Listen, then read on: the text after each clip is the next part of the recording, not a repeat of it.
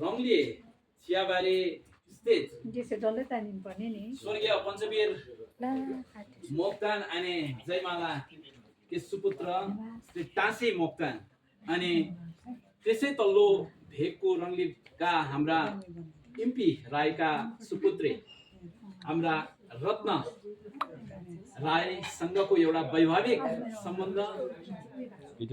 भारत स्वतन्त्र हुनभन्दा अगाडि जन्मग्रहण गर्नुहुने हाम्रा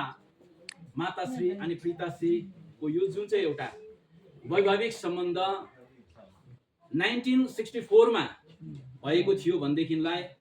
आज उहाँहरूको यो वार्षिक यो जुन चाहिँ एउटा एनिभर्सरी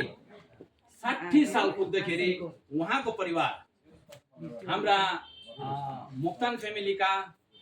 जो जन्तरे मोक्तान फ्यामिलीका यो जुन चाहिँ एउटा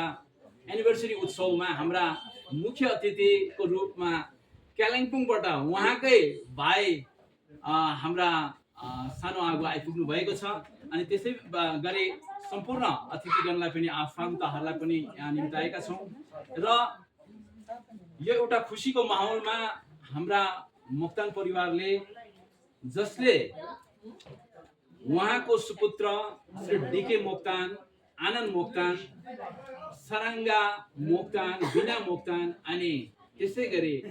मेनका मोक्तान यी 4 परिवारलाई त्यस समयमा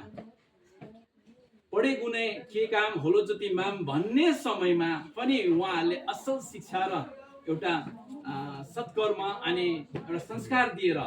जुन प्रकारले आफ्नो जीवनकालमा एउटा सत्कर्महरू गर्नुभयो त्यसैको प्रतिफल आज उहाँको एउटा नाति यस जुन चाहिँ एउटा वर्तमान यो जुन चाहिँ कम्पिटिसनको लेभलमा पनि उहाँले डक्टरी पास गरेर उहाँको काखमा एउटा पोता हुनुहुन्छ उहाँको एउटा नाति हुनुहुन्छ अनि खुसीको कुरो त्यसै गरी एउटा एसिस्टेन्ट प्रोफेसर पनि उहाँको नातिनी हुनुहुन्छ सँगसँगै उहाँका अन्य नाति नातिनीहरू पनि त्यस्तै पढाइ क्षेत्रमा अव्वल दर्जामा अगाडि बढिरहेको जुन चाहिँ एउटा सुखद मुहूर्तको लागि हामी सम्पूर्ण परिवार यहाँप्रति हामी आभार व्यक्त गर्दछौँ र यो विरलै यस्तो एउटा अवसर आउँछ जसको वैवाहिक जीवन मात्रै 60 साल पुगेको यो हामीले यसै पाउन सक्दैनौँ उहाँलाई ईश्वरको एउटा वरदान हो र उहाँको हाम्रो आपाश्रीको जुन चाहिँ जन्म उहाँको जुन चाहिँ एउटा उमेर मात्रै 89 इयर्स पुग्नु भएको छ भनेदेखिलाई आमाले 85 इयर्स कम्प्लिट गर्नुभएको छ र उहाँहरूको जुन चाहिँ एउटा वैवाहिक जीवनको एउटा यो जुन चाहिँ एनिभर्सरीको 60औं यो एउटा सुखद अवसरलाई वर्षगाँठलाई हामी सम्पूर्ण परिवारको तर्फबाट धेरै धेरै शुभकामना बधाई अनि अझै उहाँको सुस्वास्थ्य दीर्घायुको निम्ति हामी ईश्वरप्रति प्रार्थना गर्दै यो आजको यो जुन चाहिँ भव्य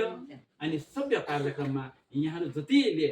उहाँले उपस्थित हुनुभयो यहाँले सहभागिता जनाउनुभयो उहाँहरू सबैलाई जस्ता हाम्रा यस गुम्बाका गुरुजनहरू हुनुहुन्छ उहाँहरूकै एउटा बौद्धिक संस्कार अनुसार यो जुन चाहिँ एउटा कार्यक्रमलाई पनि खुबै असल रूपले